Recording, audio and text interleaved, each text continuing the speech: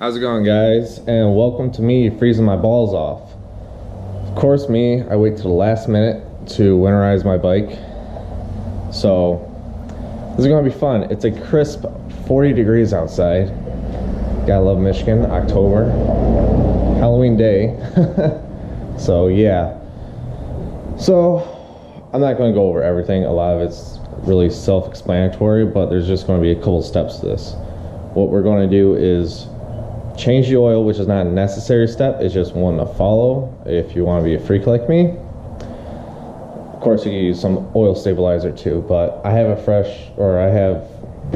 oil I have lying around here that my bike takes, so I'm just going to change it just so there's not many deposits just sitting in the pan building up, and gonna be a little bit less of a wear on the engine itself. Like I said, not necessary, but good rule of thumb to follow in my mind. Then what we're going to do is fill it up with gas because you don't want any rust building in the tank. Put some sea foam in it so that it keeps the gas good. Then we're going to use fogging oils and put that through the engine or the intake and all that kind of good stuff. Make sure the internals don't rust and stuff like that, because that can happen. Not the case on my bike from whoever had it before, it being 30-some years old too, which is nice, but we're just going to try to prevent that as long as we can. So a lot of it is just going to be really quick walkthrough because, like I said, really simple. The only thing I'm really going to go over in depth is probably using the fogging oil, but I'll explain as I go and we'll get to it. Alright, so what I'm going to do first, I'm going to start the bike, let it warm up some, let the oil get all nice and warm so it can flow out easier, because you don't want to change oil on a cold engine. It's not going to drain all the way it should.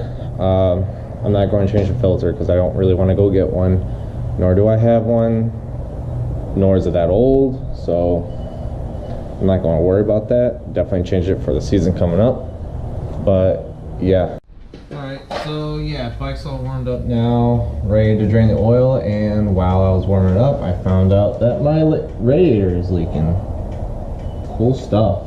Oil's drained. Now we can just drop in some new oil. I'm going to use Rotella.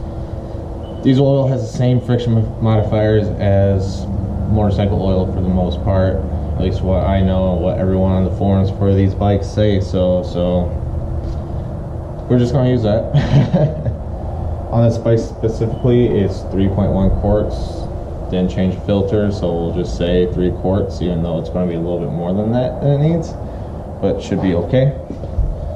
Alright, and then after this, you're done with the first part. Alright, so oil change is done.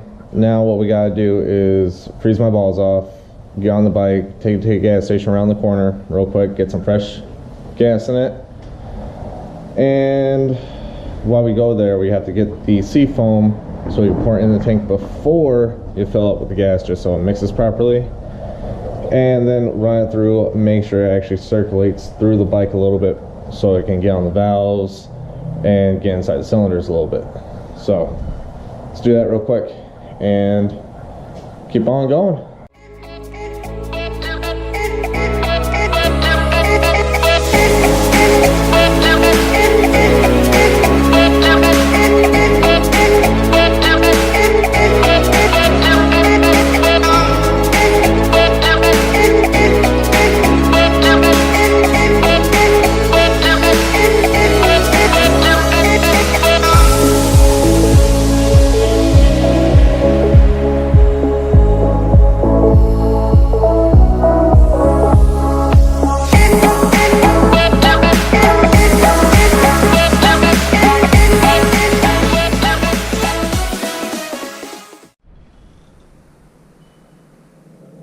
That was cold.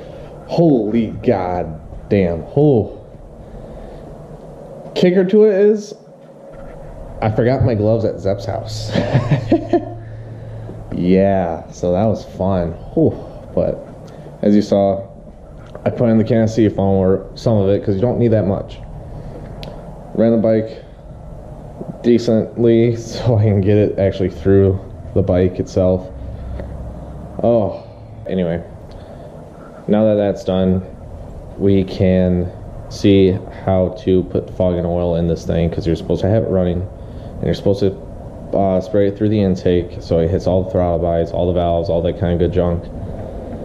And then you spray into the cylinders, but there's really not a good spot for me to spray it through the intake, since the intake is right under the tank. Radiator sits right in front of it. There's like no access to it. It's all single plenum throttle bodies, so one per cylinder. So yeah, let's see if I can figure that out real quick. If not, I'm gonna skip it. So oh well, let's go. Good news, everyone, I found the perfect spot to do this. So this little guy, but up right there, you know what I mean, right there. And that is the carburetor pan right here, and the air filter sits right above here, which is perfect because it tells you to take out the air filter when you're running it. And now I can't find that screw that I took out. Oh, found it. Okay. So yeah, so what you're going to see me doing is basically having it running. I'll start spraying this stuff in here and let it run, and then you're going to pull your plugs, spray for a couple seconds in there, each cylinder, and then you're good to go. Then the last part would to be put on a tender and let the bike sleep for the rest of the season. Damn. All right, let's get started. All right, so first step, get the bike running. Set your idle 5 to 1,000 RPM more than what's supposed to be, just so this stuff doesn't bog it out, and go smooth. And then you can just start spraying.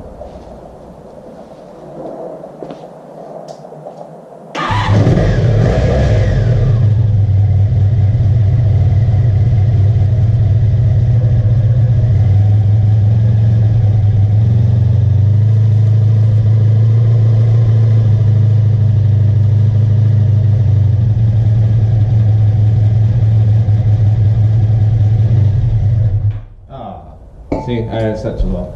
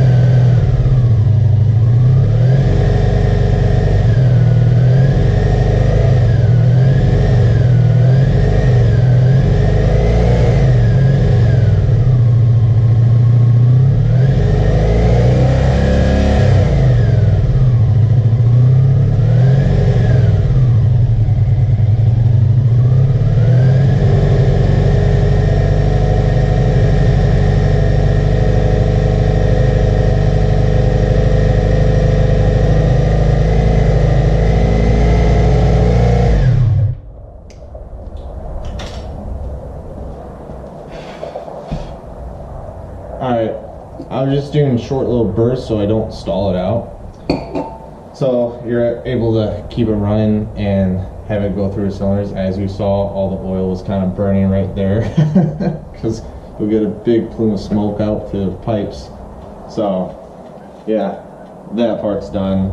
It's not really an accelerant like how starting fluid or brake fluid or brake clean is, but this way it is an oil. I mean, that's what's going to protect the valves and everything else from rusting.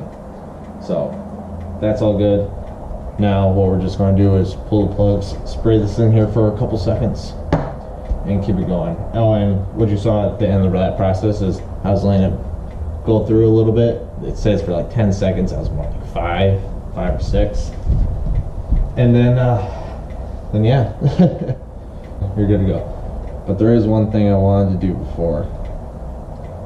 Drain the car bodies or bowls, which is not a bad idea. I was going to compare what's better, just to let it die out with the petcock off and then leave it, or drain it. Drains the optimal way no matter what. But now that I have the fogging oil in there, I'm not going to do that. So I'm just going to drain the bodies after I spray inside the spark plug tubes. bowls, whatever, because it doesn't have tubes. And then put on a tender, and then we're done. Alright, I'm going to state the obvious. I'm a big fat dummy. I actually went to the store to go pick up some hose to drain my carbs, like how I have set up right here. Looks right? Except this hose is too big. I'm not going back to the store, so I'm going to make a mess and all that. I'm just going to show you how to do it real quick. Since you got this far, which I hope you did, turn the petcock in the off position, and you want a decent screwdriver. So screwdriver kind of like this. If you have one a little bit fatter, that's good, because you have to turn that screw right there at the bottom of the bowl for the carbs, and the fatter it is, the better, because these are kind of soft. And what you'll see is, you'll see the fuel that was left over go right down into your container.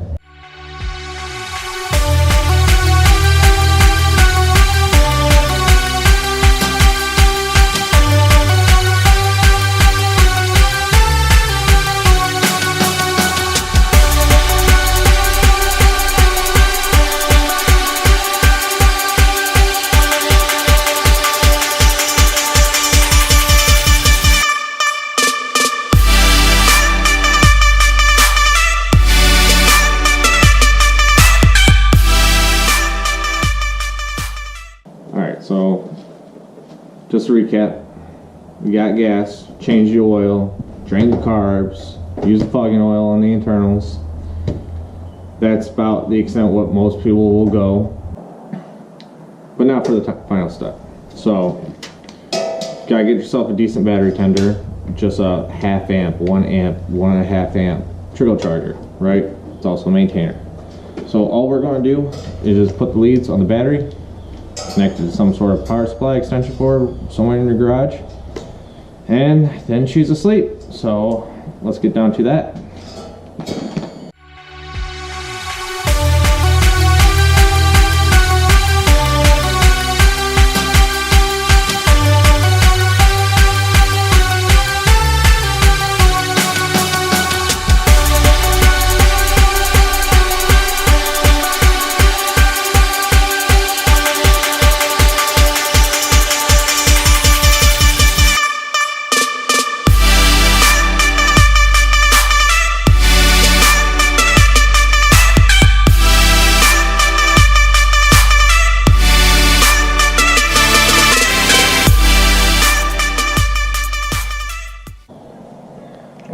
Alright guys, so that's it. That's basically to the extent of what a lot of people will do.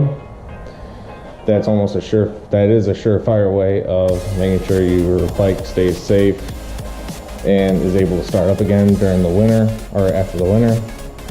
The only thing you might have to do if you didn't do it before, which I did off camera, was tuck the idle back down to where it was supposed to be, just so you don't have any problems trying to start it. But yeah, I hope that helped some of you guys out. I hope you enjoyed the video. I hope you learned a thing or two. And if you liked the video, please give us a like, a thumbs up, subscribe if you like us. And until next time, I guess, see you later.